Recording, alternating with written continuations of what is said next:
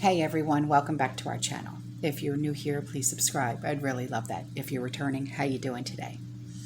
Well, in today's video, I want to discuss Sarajevo, and this is the final chapter. So, officially, there is no such thing as going out of town since April of 1992. The city has been forced to turn into itself and to greet those who come fulfilling their diplomatic, journalistic, and humanitarian tasks. Convoy is the term which equals organized exit, a ticket with no return. For all such journeys, there are lists, and there is time to be spent in waiting, filled with uncertainties. They are organized by Children's Embassy, Red Cross, by the Jewish community, by the Slovenian government before the elections.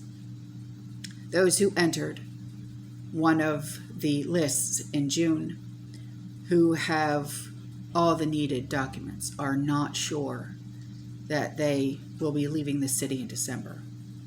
There is always a new document required, a new rule to obey, a new delay, and no wonder each convoy has its own rules. Children's embassies take out children, mothers, the very old and the exhausted. The Red Cross is taking out old, sick, and children. The Jewish community took out Jews and their friends, supplying them with false documents.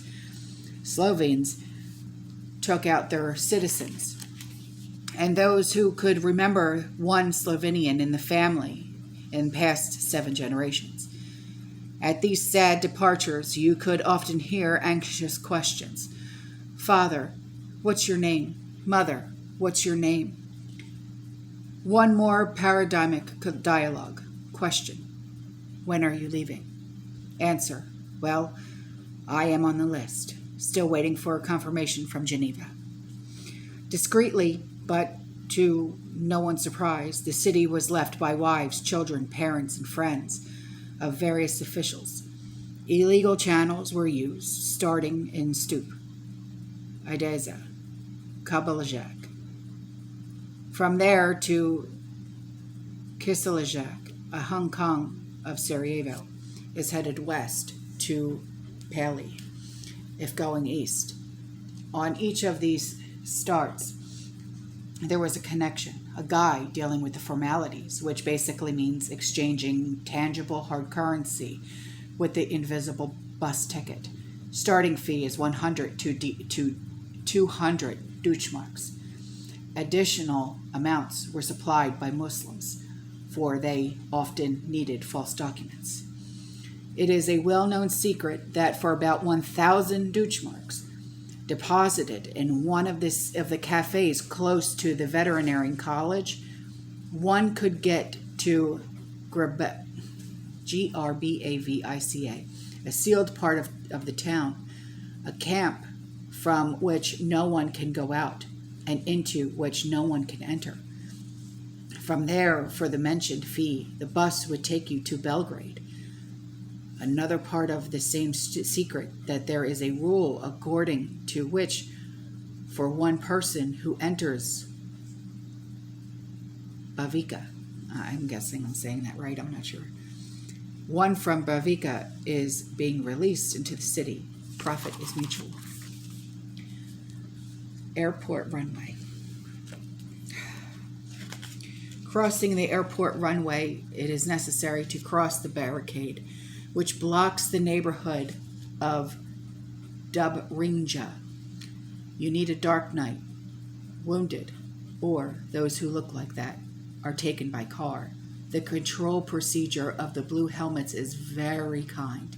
With a financial agreement, one can pass in the first try. The airport runway is the only city promenade. True, in one night, the blue helmets may return no less than 260 people, but one can do it somehow. The attempt is to run costs between 100 and 200 Deutschmarks. Still, there is some tips to be remembered. The runway is equipped with photo cells, and sensors which detect anyone who might be walking by. This trap is installed by UNPROFOR, or that UNPROFOR. May surprise you with alarms or spotlights which go on immediately after you are spotted. Different divisions of the UN force, the Blue Helmets, react in accordance with their national, regional, and personal sense of humor. The French are amused by our wit. Ukrainians are made nervous by our stubbornness. But they can be talked into a deal. The best guys are the Egyptians. They are running after the old lady who is smuggling a carton of bananas. They forgive the guy who is running with crutches. One such guy is forced to return no less than 8 times. The 9th time, he wrote his own obituary in French. Since the French have respect for the dead, he left the city on the air transport. All sides catch smugglers, but also those who manage to crawl across half the runway. In short, the journey is hard. But once the basics are completed and you are on the right side, everything is a matter of superstructure, skill, papers, money. It is no secret that for 1,000 to 2,000 Deutschmarks, one can fly out on the humanitarian aid plane. The only drawback is that there are no guarantees at which airport you are going to land.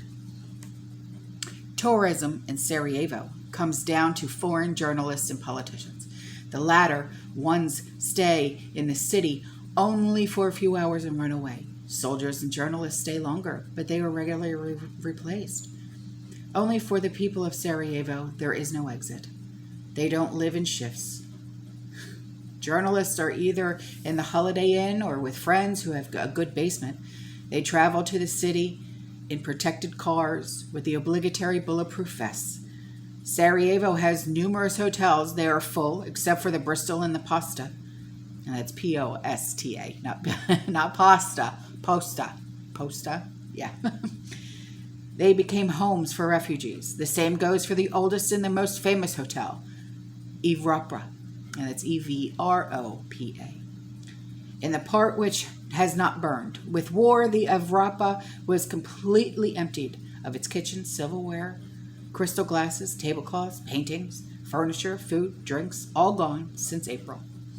Guests are accepted only in the Holiday Inn, a hotel with 2 directors. One was appointed by the city parliament, the other by the Republic, of course.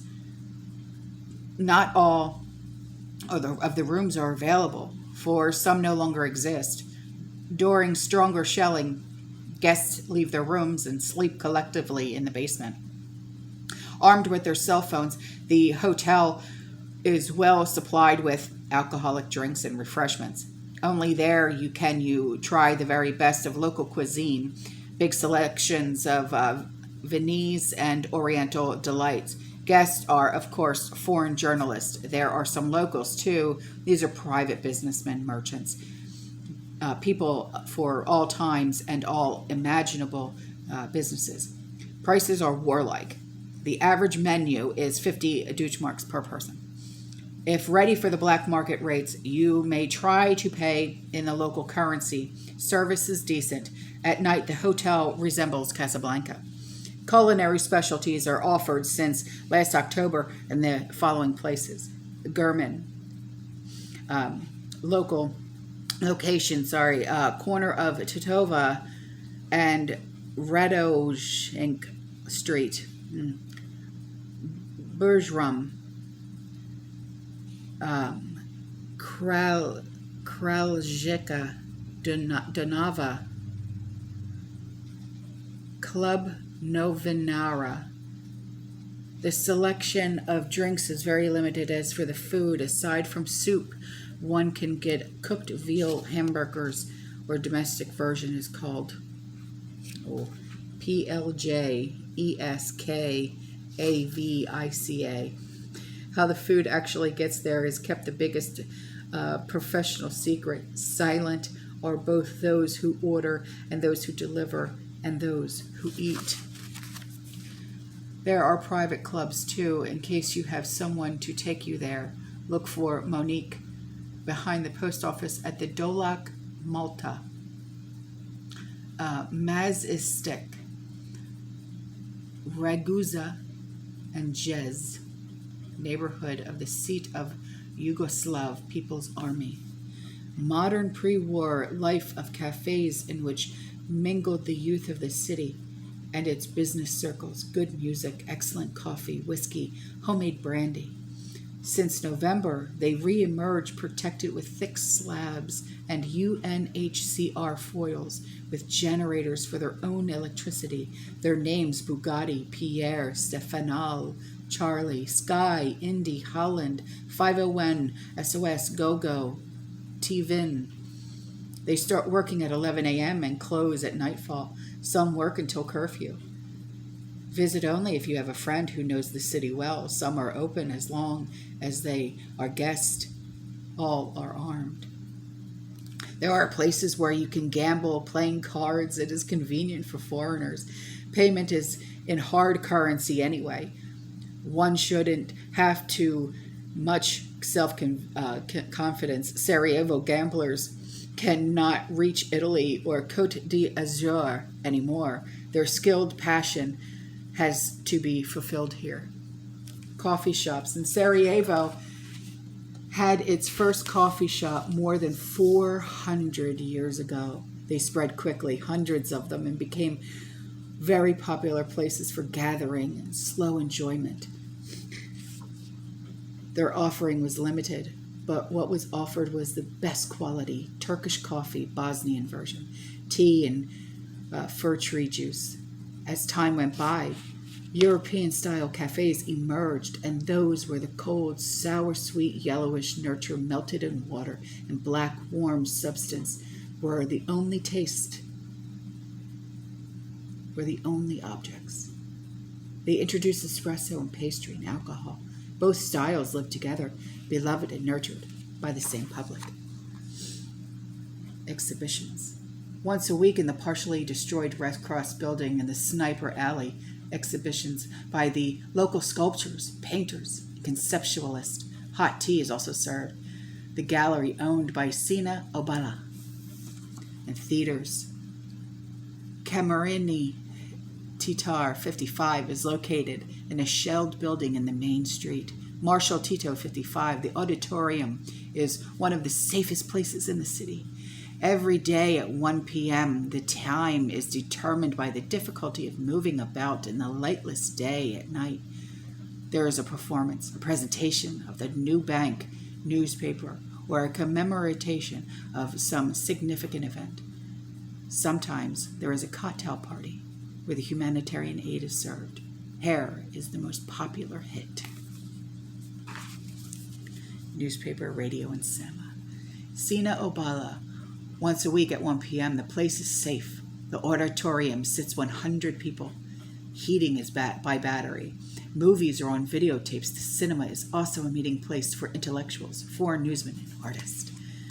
Those with batteries and generators could listen to the government radio and some independent privately owned stations. The most popular are the urban stations Zid and Studio 99. The daily Oslo Badgenji is published in completely destroyed building where there is no sufficient paper. It is published in a small edition, and news vendors stick the sheets onto the facades. Also available are the Ratney, Donny, and BLIC, the magazine Tennis, the magazine of the Architects Association. Travelers also bring into the city old issues of the dailies and the weeklies from the former Yugoslavia and elsewhere. These papers circulate from house to house. Cultural survival. The besieged city defends itself by culture and thus survives. Groups and individuals create whatever they used to create before the siege. In impossible circumstances, they produce films and write books and publish newspapers, produce radio programs, design postcards, and stage exhibitions. Performances make blueprints for rebuilding the city, found new banks, organize fashion shows, shoot photographs, celebrate holidays, and put on makeup. Sarajevo is the city of the future and of the life in the post-cataclysm. In it, on the ruins, Of the old civilization, a new one is sprouting, an alternative one, composed of remains of urban elements. Sarajevo lives a life of futuristic comics and science fiction movies. Tips. When you come to Sarajevo, be prepared and be mature. It might prove to be the most important decision you ever made in your life. Bring good shoes, which make you walk long and run fast, pants with many pockets, pills for water, douche marks, small denomination, batteries, matches, jars with vitamins, canned food, drinks, and cigarettes. Everything you bring will be consumed or exchanged for useful information. You should know when you skip a meal how to turn trouble into a joke and be relaxed in impossible moments. Learn not to show emotions and don't be fussy about anything. Be ready to sleep in basements, eager to walk and work surrounded by danger. Give up all your former habits. Use a telephone when it works. Laugh when it doesn't. You'll laugh a lot. Despise, don't hate. History. If you play with the lines on the map of Europe, you will have to find Sarajevo. It is revealed where lines cross over the Balkans. First, you draw a line from Paris through Venice and then to Istanbul. The closest east that Europe knew for centuries, a second line starts in northern Europe, goes between Berlin and Warsaw, through the Mediterranean, then to Africa. These lines meet over Bosnia and Herzegovina. And, in fact, they cross over Sarajevo. Here wars are started and they went on while people loved and longed for love.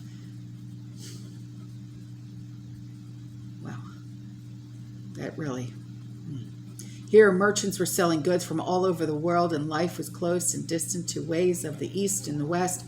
It was Western for the East and Oriental for the West. It was the life of Sarajevo.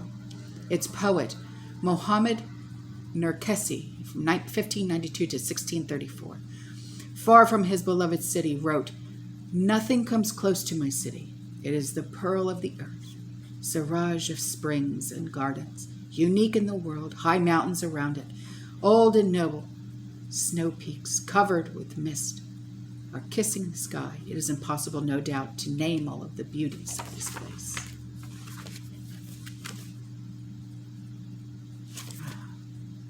And that, my friends, is the final chapter of Sarajevo. I love you. You stay safe. You stay positive. You keep prepping. And as always,